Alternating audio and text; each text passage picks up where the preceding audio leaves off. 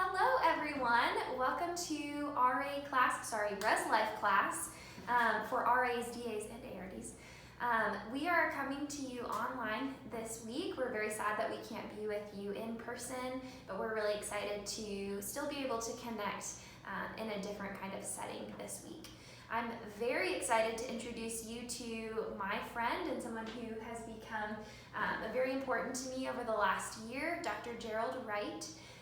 He is a very beloved figure in the PBA community, a retired, who's not really quite retired because he's still teaching, professor in the ministry department who taught here on our campus for a number of years and has been a missionary overseas in a number of different places. So very excited to have him here with us today talking about community and the importance of community in the Christian walk. So last week we talked about connecting with God.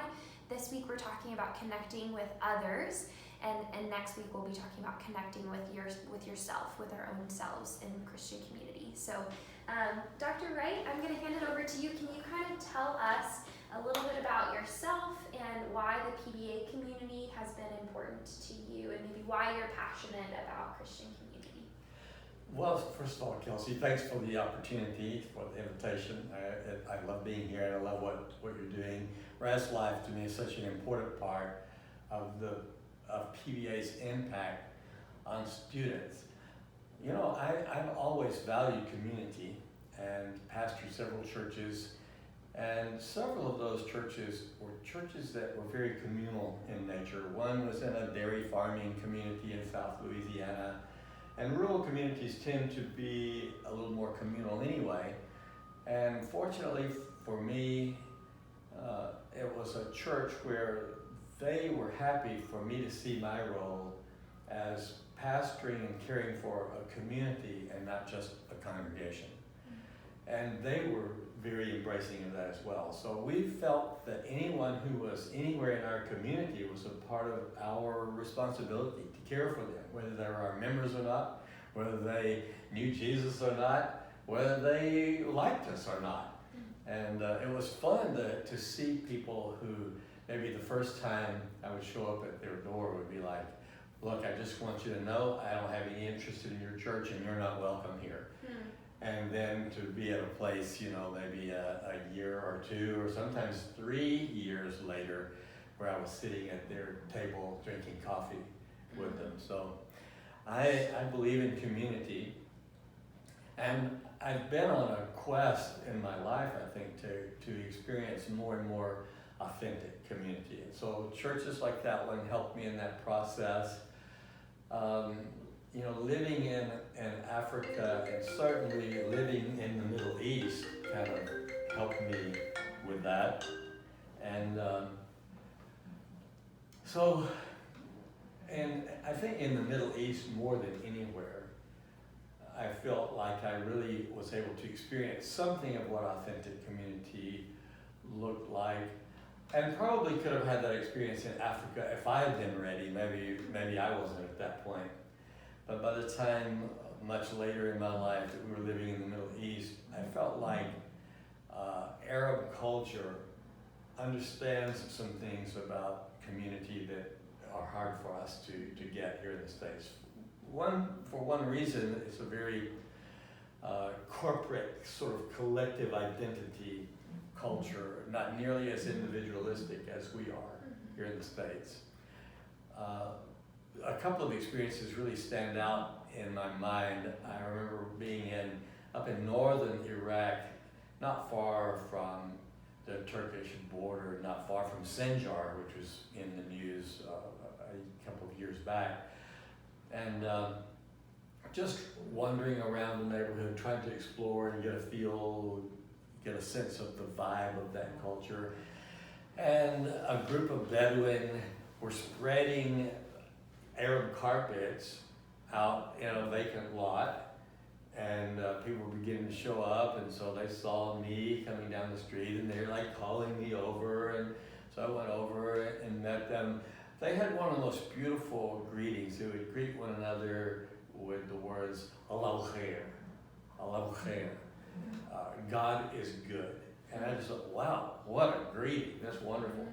And I wasn't sure what was going on. I suspected, and sure enough, people began sort of sitting with their legs folded around the perimeters of those carpets they had put out that were sort of connected. So, I don't know, an area maybe 40 or 50 feet long and 25 or 30 feet wide, and soon there were people seated all the way around it, and soon food began to show up, and of course they insisted that I stay and just enter into that communal meal with them. I honestly never knew what the occasion was. It wasn't Ramadan because the meal wasn't at the end of the day like an iftar meal would be. And then I had a group of students with me over in Alexandria in Egypt, sort of on the coast a bit west of Cairo. And it was Ramadan, so we were trying to be respectful of that and hadn't eaten during the day. And as it was getting sunset, people in the hotel heard us talking back and forth about going out, finding some dinner. And so they said, oh, no, don't do that. Come with us. So there were 8 or 10 of us, and we went with them and went to an area where the streets had been closed off at each end.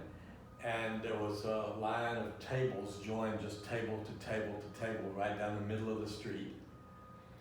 Chairs all along each side.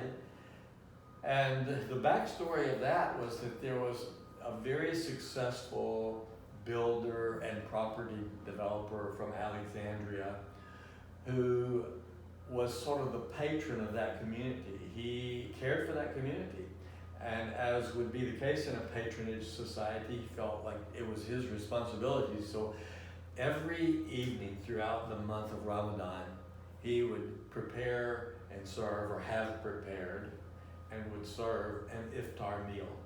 And so we were just invited to join the community in sitting there together for that iftar meal. And my students and I had the opportunity to sit across from the table from him and hear some of his story. It was a wonderful experience.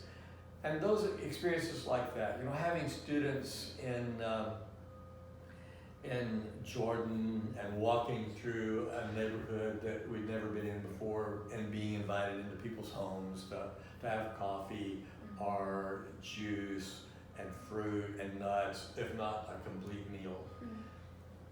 There's just an openness, a hospitality in that culture that I aspire to as a person who lives in the States. There was an old tradition among Arab Muslims that if a complete stranger showed up in the square outside your home, you had a spiritual obligation to invite them to come into your house, to stay with you, to eat with you, and it was considered bad form to ask them what their business was until after 3 days. Wow. So that's a different sort of understanding of hospitality. And from having lived there and being able to go back and revisit the biblical passages that talk about hospitality and command us to show hospitality to one another, and then having that in the backdrop caused me to appreciate those passages much more. So I think by the time I came to PBA, I think I was about 55 when I joined the faculty here. And I think one thing was very clear to me by that stage in my life, and that is, you know, life for me was not about position, it wasn't about authority, it was about relationships. And so I had very little interest in what we might call positional authority. But I had a great deal of influence, a great deal of interest, and I still do, in what I would call relational influence. You know, I think part of it is that I believe God's purpose from Genesis to Revelation is the purpose, the design of creating a redeemed community. God's purposes are always communal. You know, God doesn't just see us as random, isolated individuals. His design is to weave us into a spiritual community. Eternity is about community. So I think one of the most important things that students can do during their university experience, especially those who are going into intercultural ministry, is to learn how to do community, which is why ResLife is so important. You know, a dormitory is like a community incubator. So students have probably the best opportunity they're ever going to have at any time in their lives to understand the dynamics and the principles and the keys to community. And ResLife is in a position to facilitate that, to help bring some clarity to that process, bring some intentionality to that process. So I believe in community, and I think, you know, there's something appealing about going off by yourself in the desert as a monk and living the isolated, holy life. But I think it takes a lot more grace to be holy in community. You know, being holy in isolation has its challenges, but I think in the grand scheme of things, it's actually easier than trying to be holy in relationships with other people, broken like we are. Yeah, that leads me to a question based on something you said earlier. You mentioned that in Africa, there may have been the potential for you to enter into community in a really profound way, but I think you said you weren't quite ready for it. So I'm curious if you can kind of outline what makes a person ready for community versus not ready to enter into community, and what are some differences you've noticed in your own life from times when you weren't ready to a time when you were more prepared? Well, I would say part of that was that in Africa, I went into a missionary community where the people were very invested in their relationships with each other. And I don't say that as a criticism. I think they were all trying to be the best person they could be. But over my 20 years or so living overseas, I had to learn to be more and more and more invested in the indigenous people I was there to serve, and had to learn to maybe not be quite so invested in my colleagues. Some of that could have been also a stage of life when we went to Africa. We had small children. We wanted them to kind of have that communal experience with their fellow missionary, the MKs and our colleagues. But I think by the time we lived in the Middle East, my closest relationships were not with colleagues, but with my Muslim neighbors. One of my supervisors, one of my bosses, one of my area directors, used to say, you know, a good test is if you need a tool around the house for something you're doing, or you run out of sugar or flour, who do you turn to, to borrow from? Where do you turn in those situations? Is it to a colleague or is it to a national? And so by the time we were living in the Middle East, we were turning to nationals. But that was a growing process for us. You know, you give up some individuality, you give up some privacy, but it was so worth it. Wow.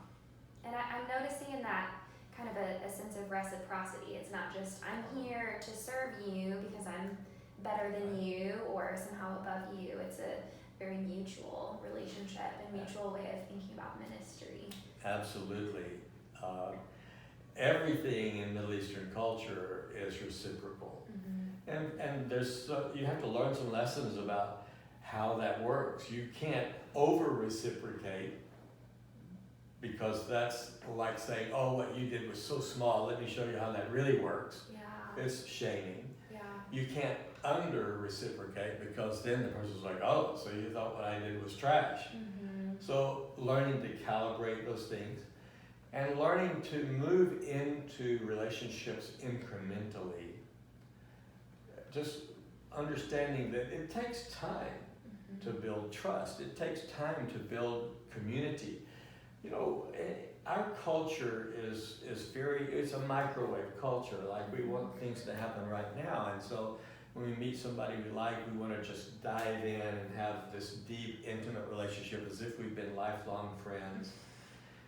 And that doesn't work in other parts of the world. People are like, oh, wait a minute, you know.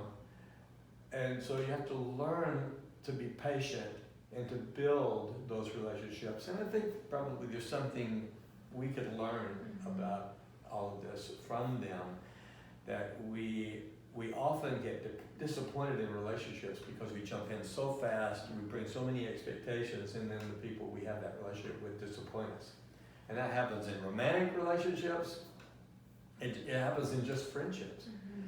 So we need to kind of slow the process down, I think, but go a lot deeper.